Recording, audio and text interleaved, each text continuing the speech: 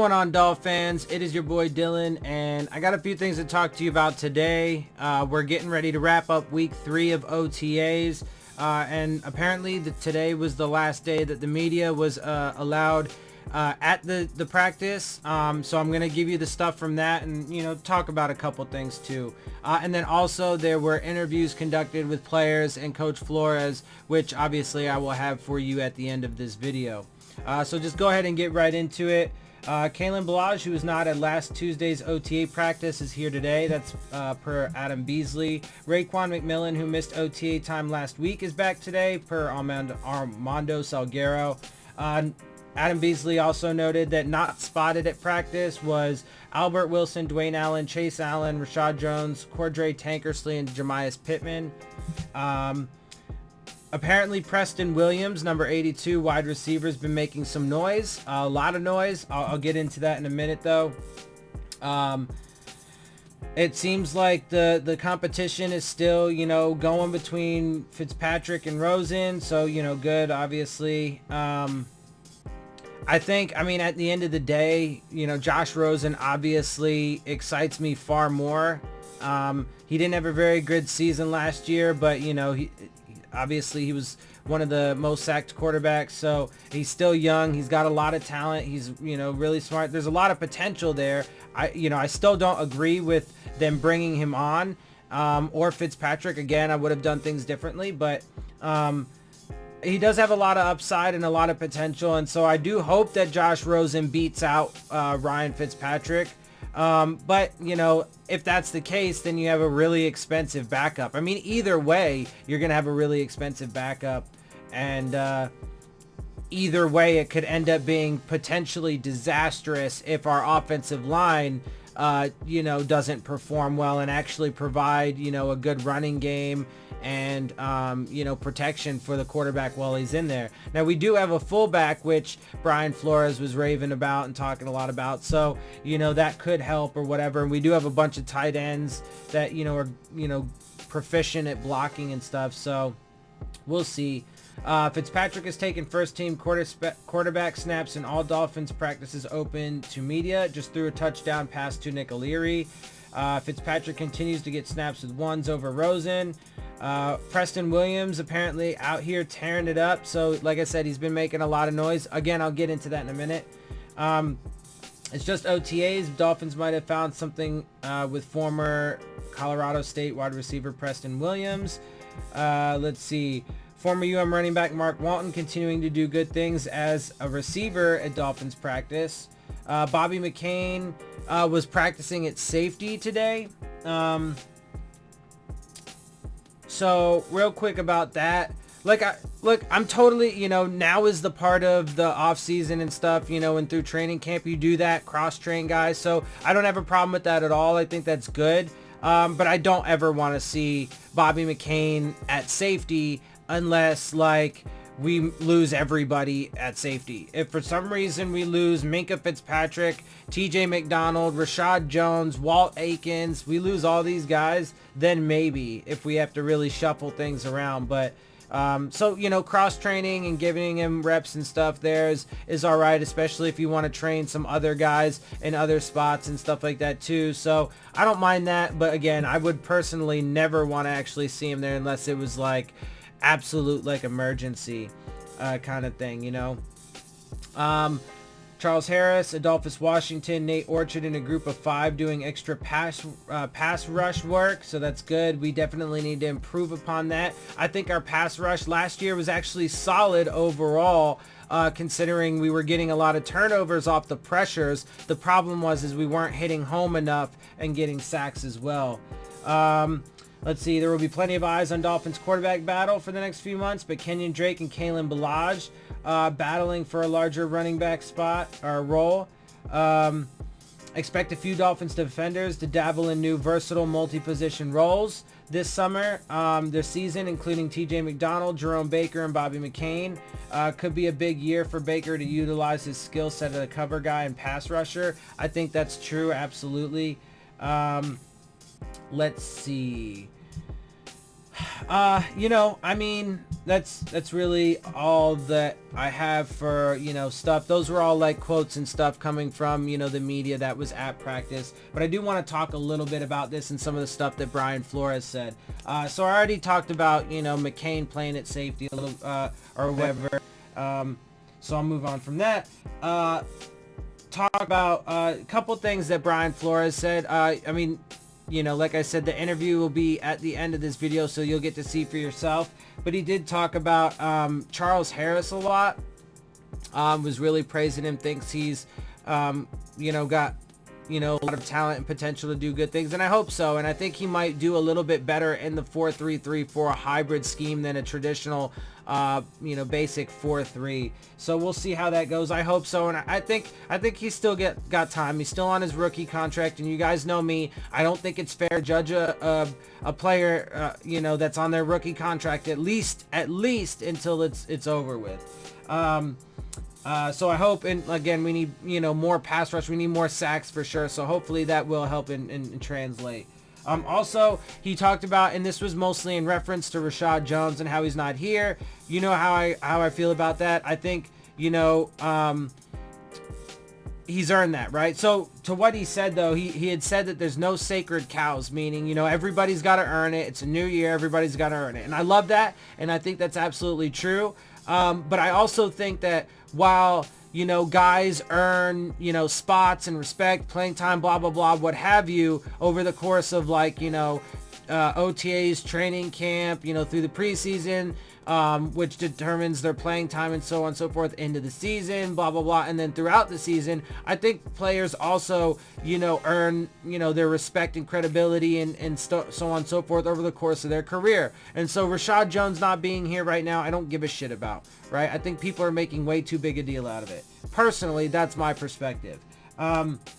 Anyway, so there's that. Also, he did mention, this is one thing that I really loved, and I do love about Brian Flores, is his core values. You know, he's all about accountability, being on time, being a hard worker, you know, whatever, all that stuff. But he really also is super big on, you know, being honest and things like that, and a lot of these things that I, you know, values that I hold. And so I do hope, I'm rooting for him. You know, I hope that he does succeed, and I hope that, you know, he is able to overcome the obstacles that he is facing, because they are huge, they are major. And so especially if, you know, in my last video, I talked about the potential shutdown. If for some reason they didn't include some kind of clause or provision in there to, you know, buffer if that does happen, then, you know, that's a big deal. And there's a lot that could come from that, including wasting some of Brian Flores' contract and so on and so forth. So, anyway, and, you know, he's big on, you know, establishing a culture, with these, you know, values, and I love that. And so I do hope that he is successful, and I am rooting for him. And obviously I'm a Dolphins fan, so I want us to win, man. You know, I don't want us to lose. Unfortunately, I do have a fair amount of concerns, and I think that, you know, it's going to be a tremendous task to even have a hope at being competitive. And again, you know, Stephen Ross even said it, you know, it might be 1, 2, 3 years before we're even competitive. So, you know, we'll see how it all goes. I mean, this is only the first year, so, you know, there's still a lot of questions that need to be answered for the short term and the long term, and we still got a ways to go. And again, no matter what, I think that this regime should have the full 5 years of Brian Flores' contract. Obviously, you know, some of that might change depending on, you know, how his contract's written in the event of the shutdown. So we'll see. But he should definitely have a full 5 years to prove he can do it. So, you know, we'll see how that goes. And then finally, I want to talk about Preston Williams a little bit, because he's an undrafted guy that they brought in, right? Apparently he's 6'4", 210 pounds, and he's making a lot of noise. You know, he's moving quick, fast, you know, he's making catches, catching touchdowns, doing all kinds of stuff in practice. Now, it is just practice. He's never played in an NFL game, so, you know, it is, you know, take it, you know, take it for what it is, right? So, you know, there's still a lot of questions that need to be answered there, but it is good. And obviously it would be great for us if he could come on and be, you know, potentially a big part of our receiving core going into the future, because he is a young guy with a lot of potential and talent. People are raving about him. He's doing some good things right now. And if you then throw him in there with the other, you know, for the most part, young receiving core, you know, we have the smaller, faster guys like Kenny Stills, Jakeem Grant, Albert Wilson. And then if you have, you know, the thing is, though, is, you know, he really could end up challenging Devontae Parker. And if he ends up, you know, sticking around long term and they get rid of Devontae Parker, then, you know, I just still would have felt like they should have just done it after this year. But, you know, it is what it is. So we'll see. But you never know. Maybe they both end up balling out. I mean, you know, having two big receivers like that, I mean, and with all the rest of the guys we have, it would certainly be hard to spread the ball around. But, you know, we'll see. We'll see how that goes. You know, there's a lot, like I said, a lot of good things being said about him. So we'll see how it turns out. Anyway, that's really all I got for you guys. I'm gonna go ahead and send you off to these interviews so you can go ahead and see what they said. You know, Josh Rosen spoke, Ryan Fitzpatrick, Brian Flores, and I think a couple other guys. So I'll have all those for you. And then yeah, so I'll send you off to those now. I hope you guys enjoy my videos. If you do, make sure you hit the subscribe button, make sure you hit the like button, make sure you hit the bell if you want to get the alerts. Leave your questions, comments, and concerns down in the comments section. And of course, as always, make sure you follow me on Twitter at Dillon Tartaro. And with that, I am out. I'll see y'all soon. Phins up.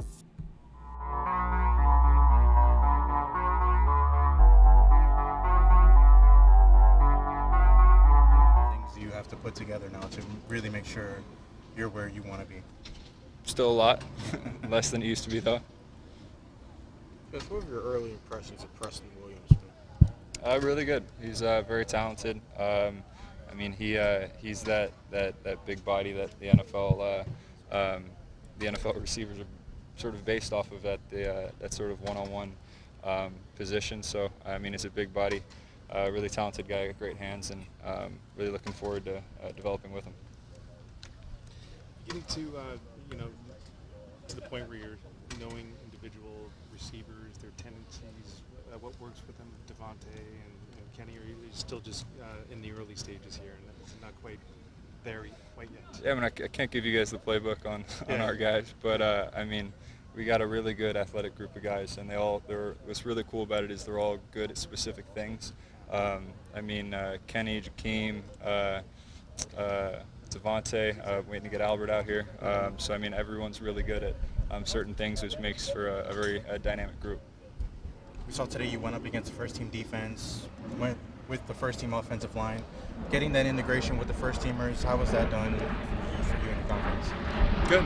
I mean, yeah, any rep is an opportunity to sort of rep it one more time, get better and more consistent. So it's obviously I'm very gracious to go with the ones, but whether I'm with ones, twos, or threes, you got to kind of treat every rep like it's a game.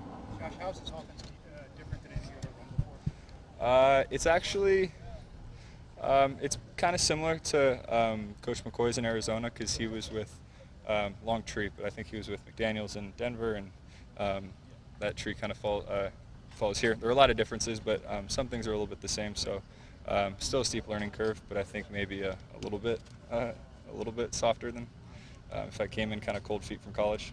What's the most challenging part of it? They just put a lot on the quarterback.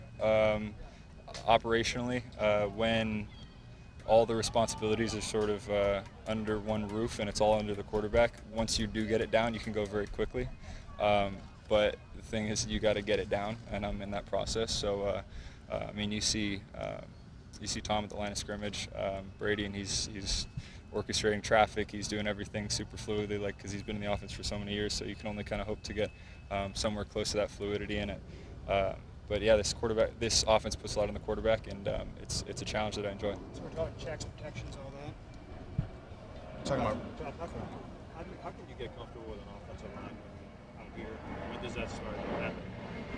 I don't know. I don't think you really get comfortable with like a particular line. It's kind of just any line in there. You just got to get comfortable in a pocket, learn how to move, and I mean, a lot of it has to do with the feel of a game. Sometimes you're really running the ball well, and you can sit in there for a while because the D-line's a little tired. I mean, I don't know. I don't really know how to answer that question specifically. I mean, like out here, there's no really way to tell like how the offensive line is doing, or is there? Yeah, there are always ways. I mean, no one's hitting me, but on film you can see if like someone's free or if I got a full pocket and I should have sat in there for a little longer. So I mean, there are definitely ways you could tell even without pads on. These guys are battling up front, even in whatever month it is. When you're going up against a defense, there are multiple look up front, whether it's 3, 4, 5 guys, or 6 guys on the back end, 5 guys in front. How hard is that for you to perform against a defense like that with so many multiple looks? I don't know if I'd say hard. It's just more to learn and digest, and we got a lot more to break down in film because we're playing a pretty complex defense. So I think it's a lot nicer to see it now as opposed to like in December and then experience it for the first time. How do you think that helps you get prepared as a quarterback going up against a defense with multiple looks like that? I think just that you hopefully don't see it for the first time at the end of the year, and you're seeing him breaking it down in OTAs. Josh, in general, are there cornerbacks that you stay away from in this league and that you would throw to the guy on the other side because this guy is so good? It's all situation specific. I mean, who's your guy? Who's their guy? Whether we have a specific thing to attack him. But I mean, I would say you're just always aware of what the matchup is, whether it's on the inside or outside, a corner, nickel, or linebacker. That's part of the game. That's what the NFL is. It's matchups, and that's a kind of a nuanced question I couldn't give you one answer to. But you, as you see it, you're aware of who the top guys are and who else is on the field. Yeah, and I'm aware of our receiver skill set as well. So like, I would take our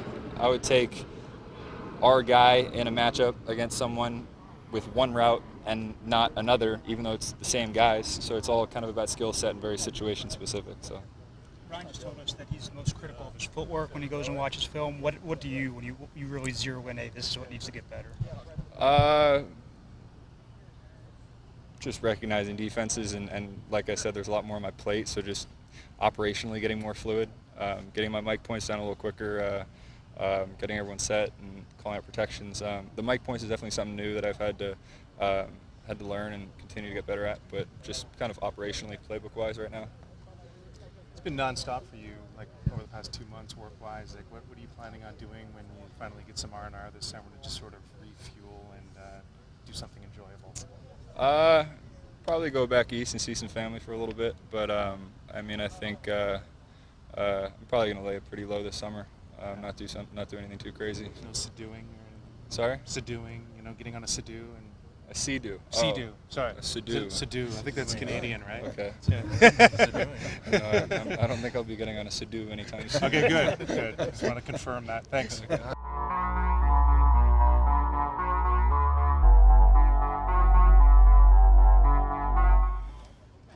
Yeah, we've had so far we've gotten some great work in the off season. There's a ton of stuff that we've got to get better at and continue to work on, but I think I'm proud of the effort the guys are putting in, not just running around with the work on the field, but in the classroom and studying and really taking pride in learning this offense and getting things down, because it's not an easy offense to learn. And especially in that wide receiver room, those guys have done a great job. Can you get a sense of what it's going to look like even this early? Not really. I mean, I think I'm starting to get a better feel for personnel that we have, in terms of in that receiver room, like I had mentioned, or the running backs, tight ends, just getting a feel for everybody. I think that's important, and the timing that comes with that and working together will be helpful for the season. How's it different throwing to Devontae, to Kenny, to Jakeem? I mean, Sorry.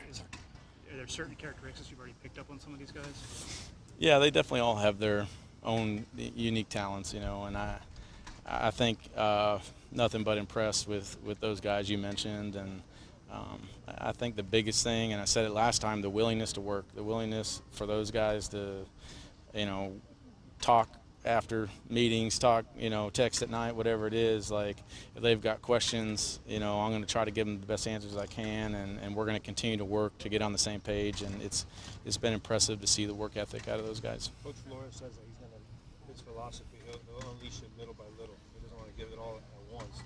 But can you get a feel already for what this team I think we're developing a mentality, but until you actually get out there and play in games, and you've got your 53 whittled down to who it's going to be, it's tough to say. He talked today about establishing a culture. In what ways is he doing that to establish a winning culture? What do you see?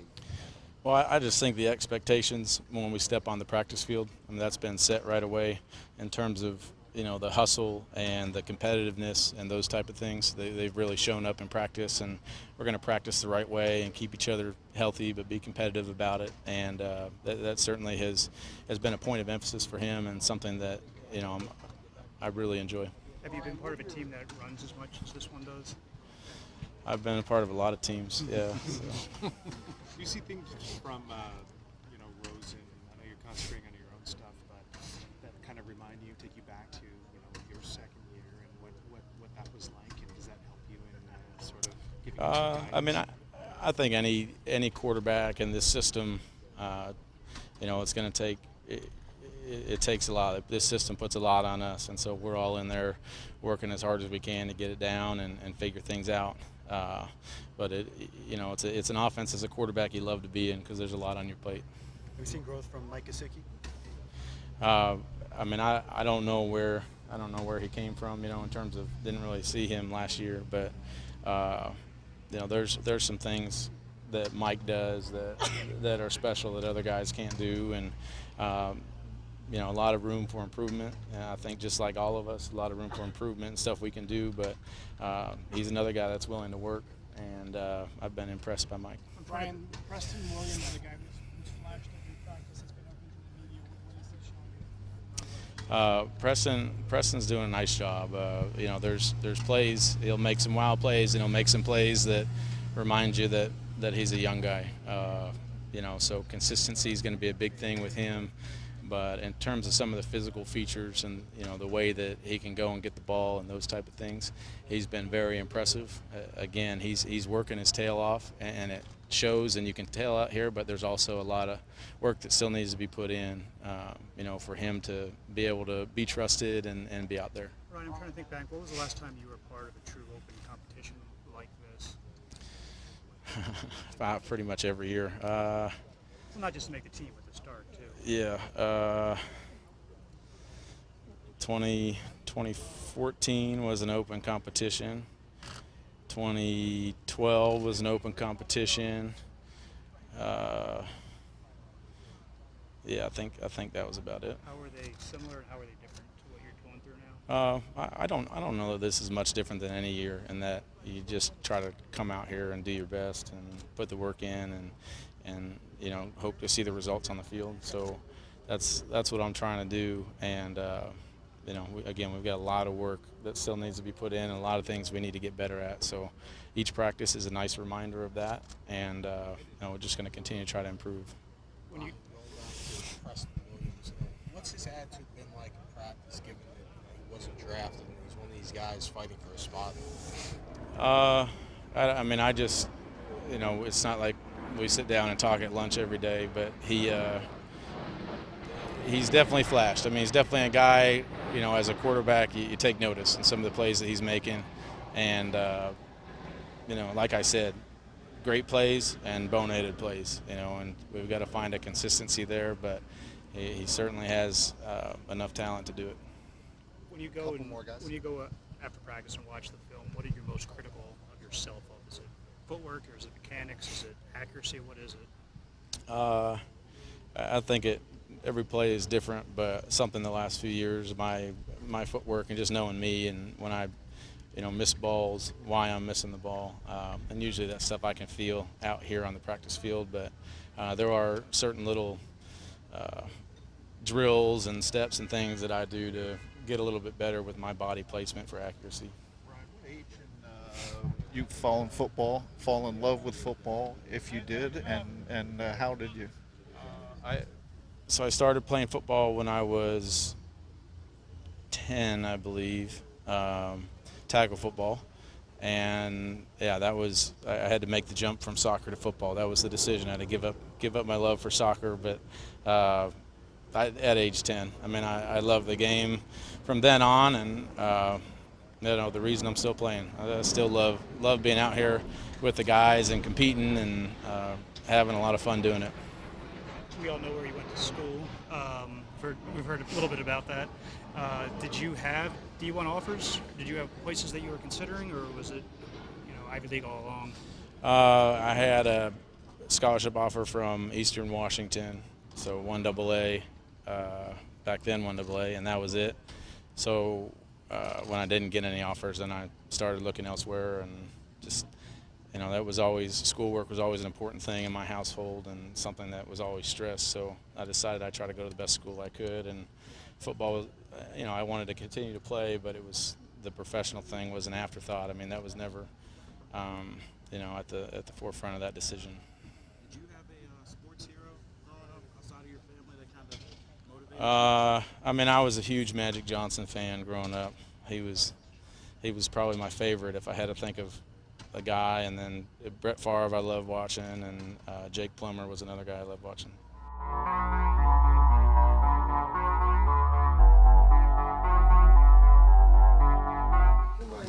If you could talk a little bit about a couple of the edge rushers, Andrew Van Ginkel, what skills you've seen from him that you saw on tape at Wisconsin, a couple of the other guys at that position, like, or not that position, specifically for the edge rusher type like Cairo and Holmes. Just thoughts on a couple of those guys, if you could, beginning with Van Ginkel. Well, I'll start with Charles Harris. I think he's, really doing a good job for us in the classroom, on the field.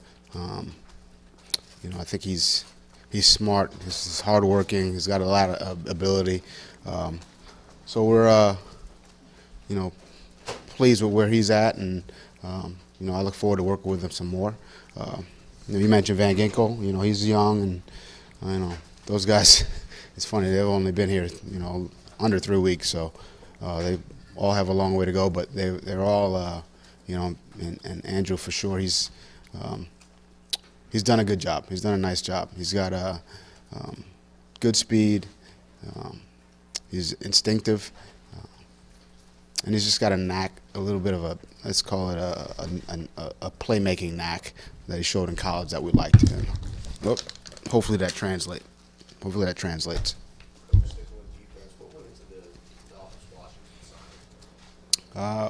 We saw a young man who's got some versatility, got some pass rush ability, does some good things in the run game, and he's had a little bit of production in the league, and we felt like he would be a good addition to our team.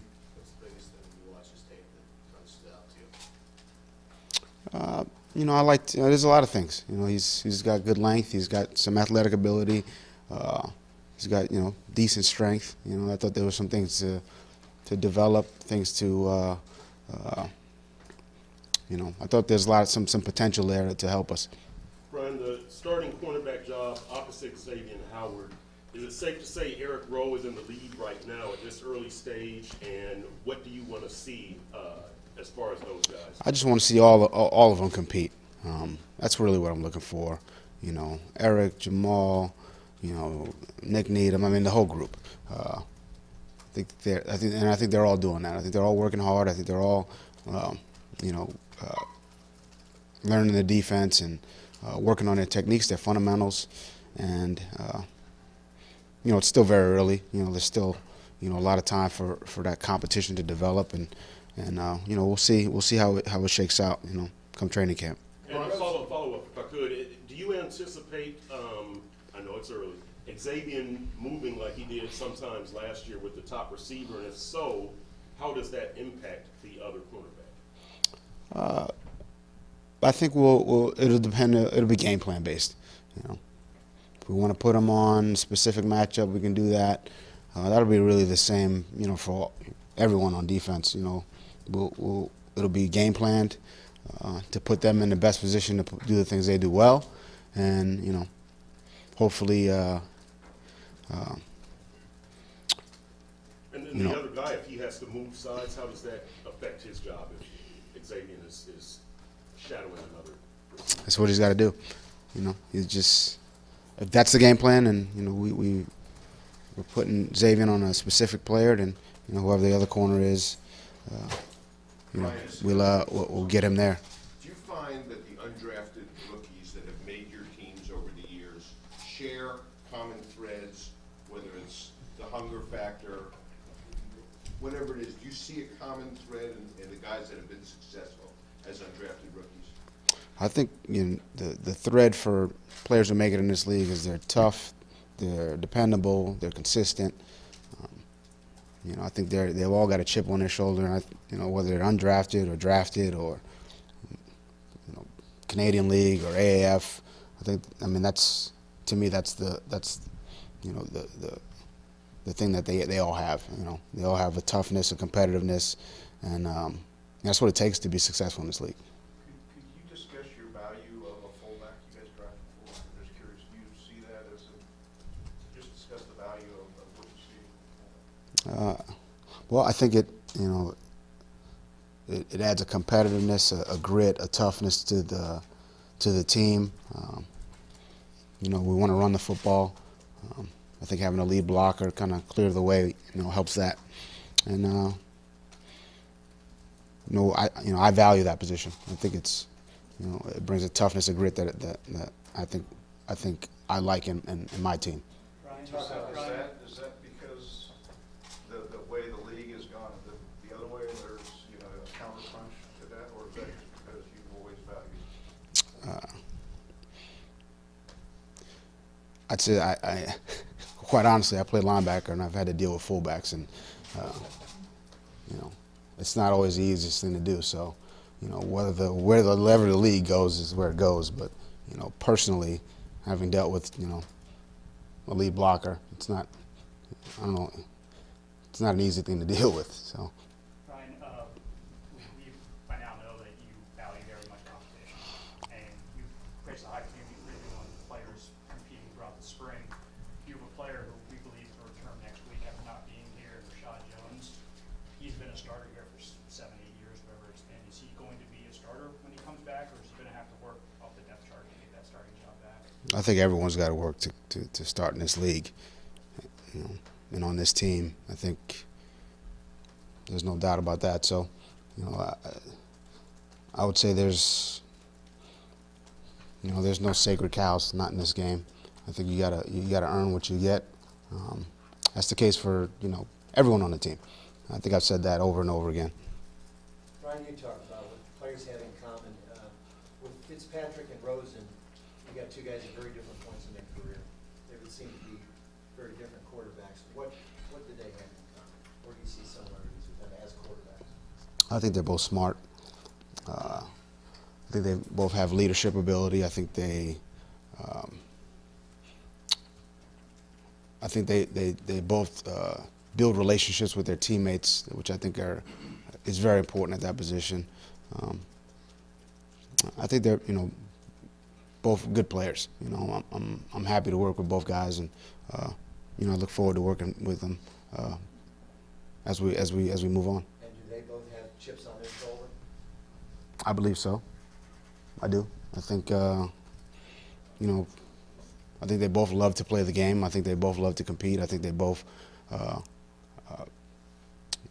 want to win, and I think they want to help this team win. So yeah, I think they both have chips.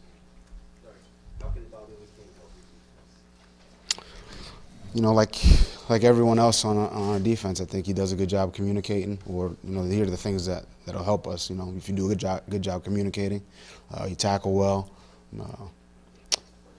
We defend the deep part of the field. We set the edge. I think Bobby can do a lot of things from a communication standpoint, from a tackling standpoint, from a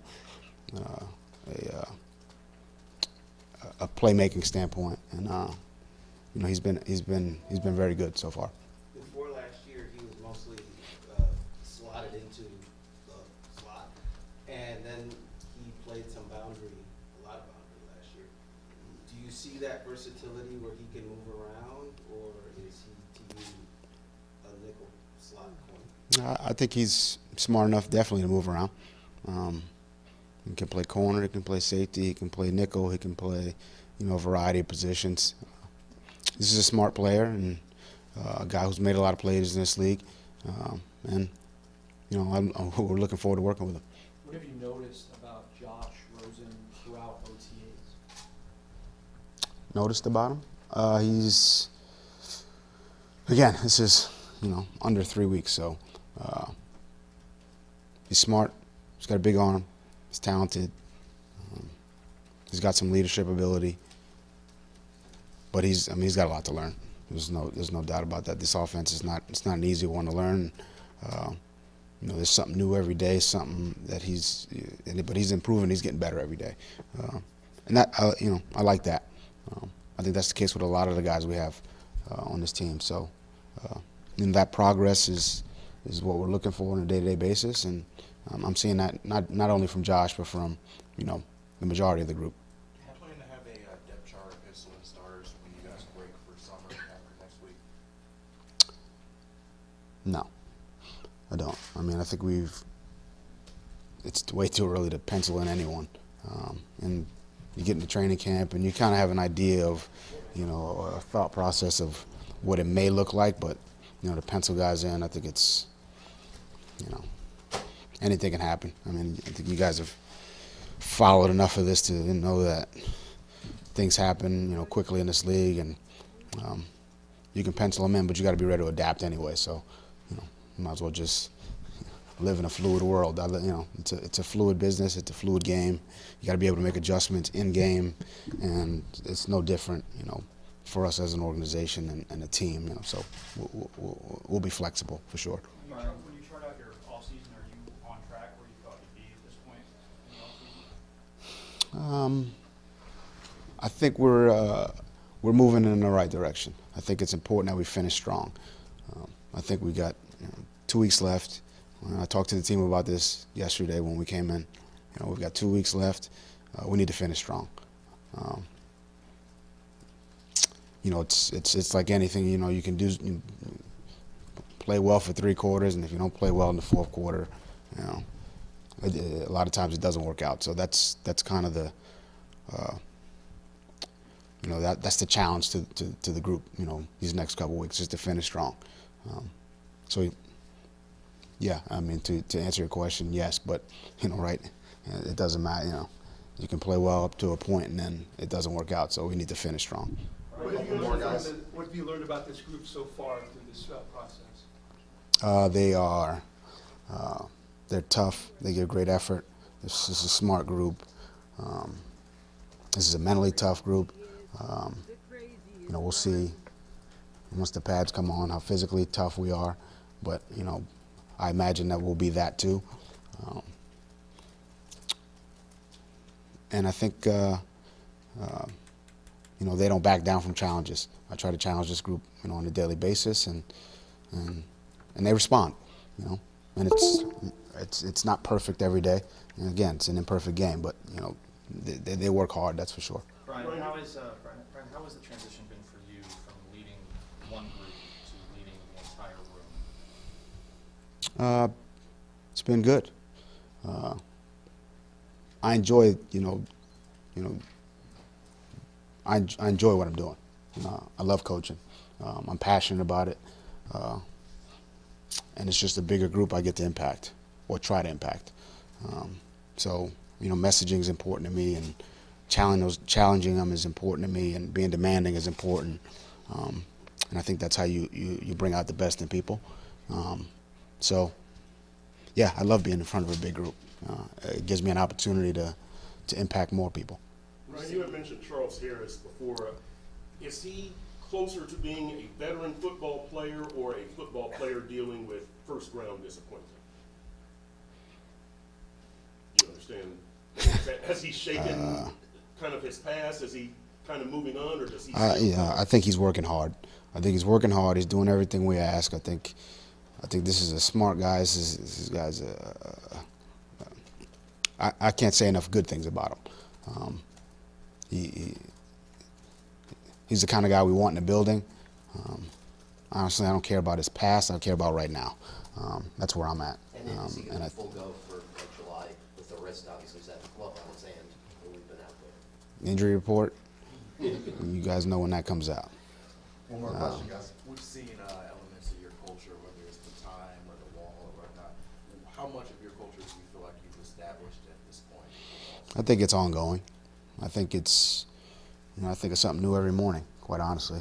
But I can't give it all to them, every day. So I try to give it to them in bits. But I think we're trying to, build a culture that's about improvement. It's about hard work. It's about competition. But it's also about honesty. It's also about humility. I think that those are kind of core values of mine that